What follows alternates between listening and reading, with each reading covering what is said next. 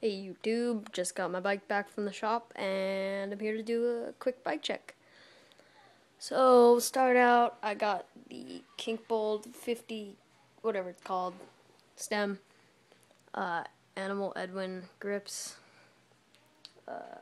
Aaron Ross bar ends, stock Eddie bars, 82 bars, stock forks from the 82 bike, stock rim, stock everything except the new headset that I got, Revenge, whatever, Camwood 2 frame in blue, the only one they had, and I didn't want to wait.